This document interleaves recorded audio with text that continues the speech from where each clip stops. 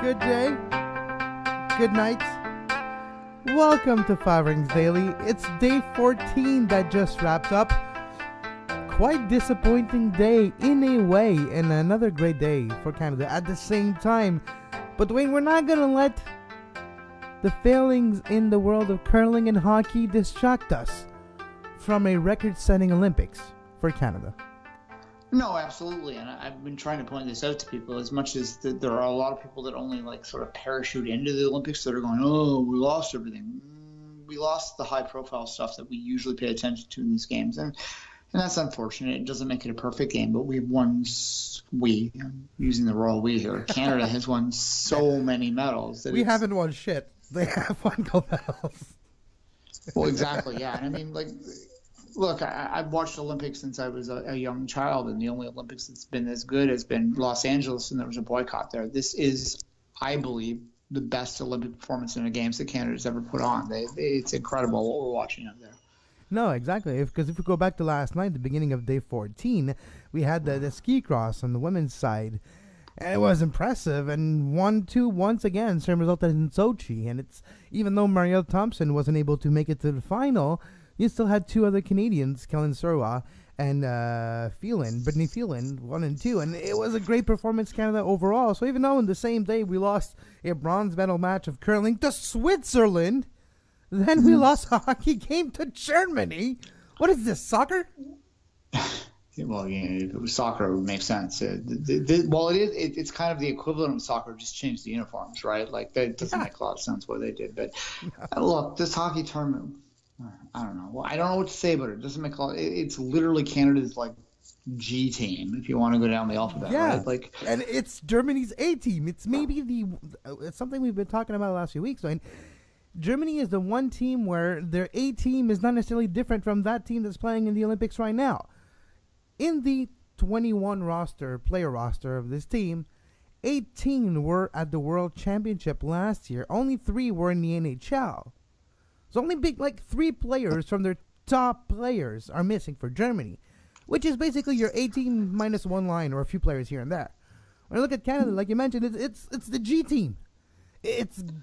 So the impact of having not the NHL players at the tournament is not as bad for Germany because they still have the majority of their good players, and we've seen it in full measure, not just in the victory today, but in the quarterfinals as well for Germany. Even though it was an overtime, they got the go-ahead in that game. They beat Sweden full measure, and this time as well beat Canada handily. Canada was never really in that game. They claw back, they tried, and it was 4-3, and it was close at the end, but Germany was playing a lot defensive. They were literally putting all hands on deck, everyone behind the puck, as we should say, and that's why Canada had the chance to come back. Germany is one of the good team and is deserving of playing for gold against Russia. All right, they're going to get killed by Russia, OAR, but still, you're not sure?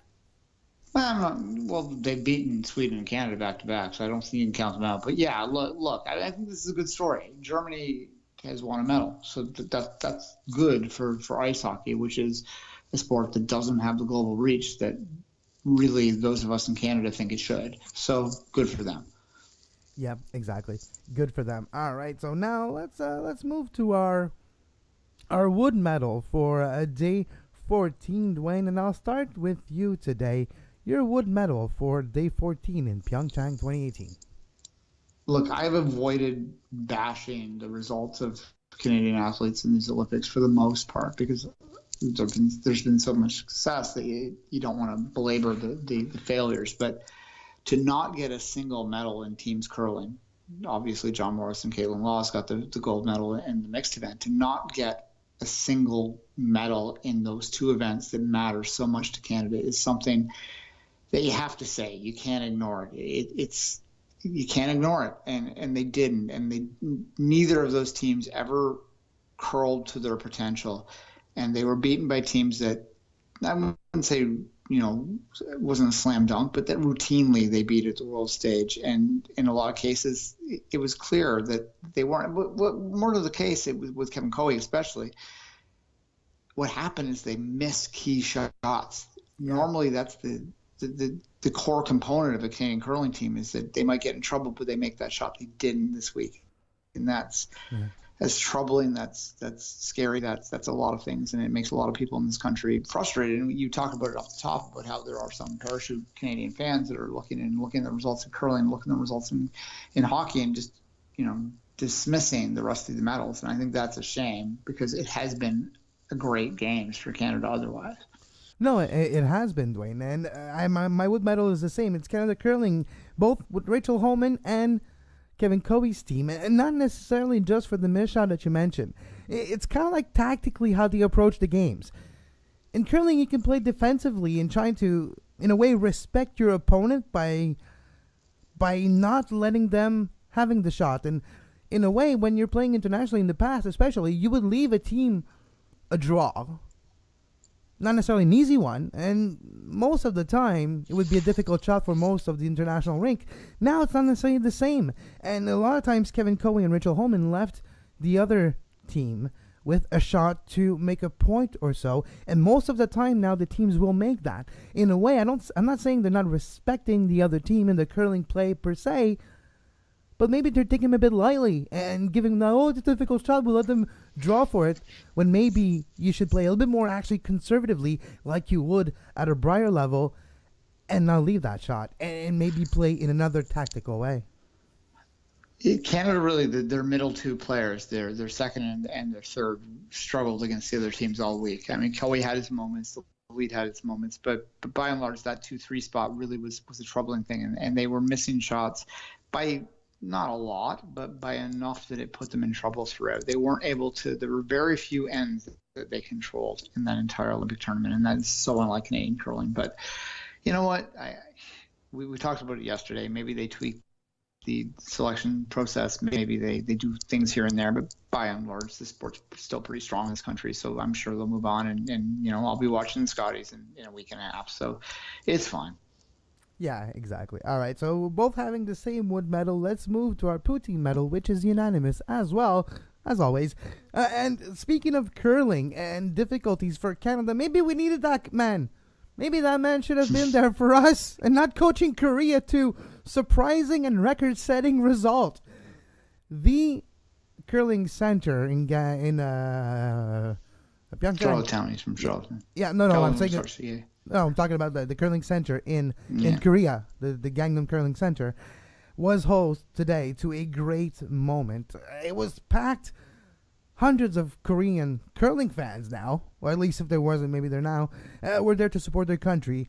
Hundreds of them watching on the big screen in the Olympic Plaza too. It was a great moment. It was a great time, and this is all made possible because of a Canadian man coaching Korea's curling team, Mr. Peter Gala.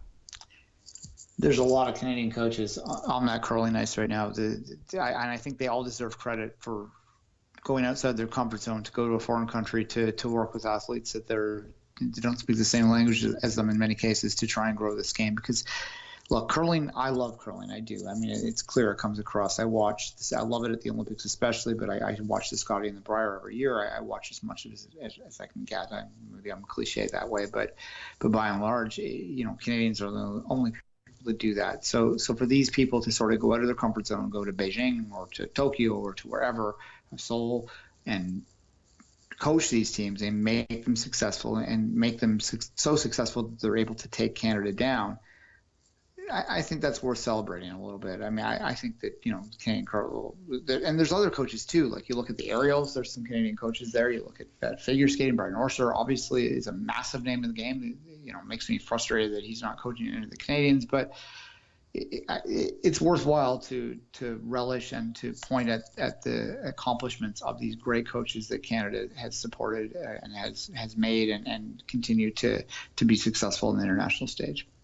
Yep, exactly. And it's not the only case. There's a lot of other coaches in the world, the international curling from Canada, retired players. I'm just talking about other skippers I've seen this week. Martin, former representative of Canada, coaching as well internationally. So you do have a lot. I think he's for Team GB, if I'm not mistaken, with Muirhead. So you do have a lot of international talent from Canada coaching internationally. Maybe they should have stayed here. But anyways, good job, Peter Gallant, coaching Korea to a more than expected result in the world of curling.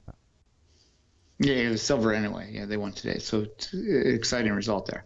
Yep, exactly. All right, now, as we're plowing through today, it's a little bit more quiet. It's a bit more imaginable. Yesterday, had time to actually wash the dishes, so that was good.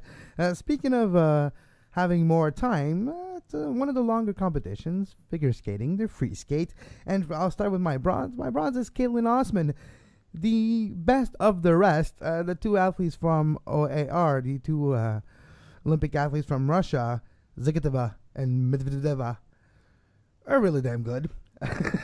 Let's just say they're a lot better than everybody else. But the best of the rest is Canadian Caitlin Osman, coming from a long ways due to injury, even questioning her dedication and her willingness to continue in this sport. And it's with the help of her coach that her coach made her rediscover why she loves skating to begin with, and fashioned a choreography that would motivate her and satisfy her, not just on a performance and medal way, but in an artistic way as well. Caitlin Osman, bronze medal with a great performance last night. And for Canada, she's the second woman to win a medal after Joanie Rochette, individual figure skating in the women's side. So it's a great performance by Caitlin Osman last night. I think I've lost Duane here, or maybe he's on the mute button. But sorry, Kevin. I'm back now. Exactly, that's what I figured. So Caitlin Osman, bronze medal for me. Yeah, and what I was about to say is that it's been an amazing performance by the Canadian figure skating team across the board. I mean, they won the team competition, obviously, so they have gold medals. They won medals in two of the four events, three of the four events. It's been an incredible competition, maybe the best Olympics that Canada's ever had, and fully deserving there for sure. I'll jump right into it, Kevin. My bronze actually goes to the winner, Zykatova. Zykatova. You say it. It's too early / late, whatever it is. The OAR athlete, but in this particular case, I'll call her Russian because we do know that they were excluded from the state-sponsored doping issue that we all are seeing play out in front of us right now. So, Russian figure skating it's one of their national sports. They have many, but this is one that really speaks to them, and they have traditionally created very classical, very beautiful, very technical skaters, and this is no doubt here. And for them to get a medal in this particular case, as much as I don't like the other stuff side of it, I'm glad that it was a figure skater that finally broke through, because we do have evidence to say that they were not dirty. So that's my bronze medal. And in case there's something that exists out there that I don't know of, there's no drug that gives you grace, is there? There's no drugs out there that gives you fluidity and gives you a control of your body in motion, at least not that I'm aware of. So there's that too. Doesn't matter, like, it's not about the muscle, it's not about the endurance of your muscle, of your cardiovascular system. It's about how graceful you are on the ice and about how you can execute the difficult maneuvers and jumps that you have to do, and you gotta land them. And I don't think drugs really help in that sport too. So I kind of agree with you, even though I was annoyed all throughout the games by the commentators using the term Russian instead of Olympic athletes from Russia, because they're still part of that delegation and the penalty is still imposed on them. I can understand why in a bit, but it doesn't mean that I agree, but I can kind of understand. No, precisely. And we talked about that earlier, so we won't belabor it now. But an amazing performance in the women's program last night to end the figure skating campaign for PyeongChang's Olympics. A great Olympics for Canada, as you said. So that's good. And look, I mean, the women's event in many ways is the pinnacle of it. It's the event that has the most attention, and good on her. Good on that athlete to overcome the distractions that would have been there for sure. Because again, to belabor this, we do know that there were two programs that were excluded from the state-sponsored doping in Sochi, figure skating and men's hockey. So good for them. Yep. All right. Now moving on to my silver medal. And my silver medal goes to Fredrik Lindström and the Sweden biathlon relay team. Earlier this morning was the 4 by 7.5 kilometer relay. And it was quite an impressive display of skills for Sweden. in the clutch, especially for Fredrik Lindstrom. He was the last relay man. He was the last man to take Sweden to gold medal, and he was head-to-head with Norway heading into the last shooting, round number 8 of shooting, and it was a standing one. And they're literally head-to-head. So they stand next to each other. Both got their gun. They're pointing. I'm gonna say air rifle. I don't like to say gun. They're not guns. It's an air rifle. It's an air sport tool. That's why it looks different, is to make sure it doesn't look. Anyways, so with them, with their air pistol, they're there and they're ready to shoot one at each other, and they're like neck and neck, and it's who's gonna shoot clean and it's gonna come out. It's gonna get the gold medal. That's it. The Swedish guy clutch 5 for 5 quickly, and the Norwegian missed the second one. He's like, oh man, I missed the second one. The other guy's shooting clean. That pressure builds, and he's shooting again, and he misses. And then the Swedish guy's gone. He's like, oh man, I get silver. And then he starts and he misses again, and he has to reload. And the other guy's coming. He's like, oh no, now the pressure really builds. Finally got a shot. They went out to get silver, but it was an impressive finish. Sweden in the clutch. Fredrik Lindstrom, and he was exhausted. You could see at the last kilometer and a half, he was exhausted trying to go. And then the entire Swedish cross country and biathlon team is next there, and we're doing the wave and cheering him on. And then he gets a boost of adrenaline speed, and he's rushing towards the line. It was a fun finish, and Fredrik Lindstrom and the entire Swedish biathlon relay team is getting my silver medal for their gold medal in the relay today. A lot of fun, those relay events on the cross country and biathlon scene. Even if you're not a fan of the individual events, you should take the opportunity to watch the relays if you like that sort of first past the post kind of stuff that goes on, and it was a fun race as well. Kevin, I'm going to give, if I can jump ahead, my silver medal to the entirety of Dutch speed skating. Yeah.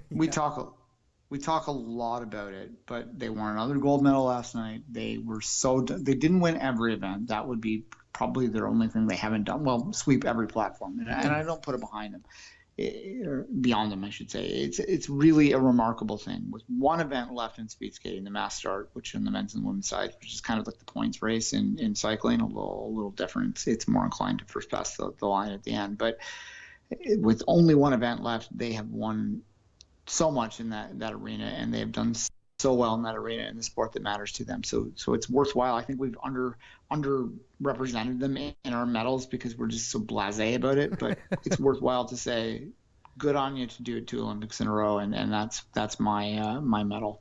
Yeah, no, now the fact that they have figured out a bit short track, or it's more that they've accepted short track as a worthy speed skating sport, which wasn't the case at the beginning. They put their best athlete in speed skating per se.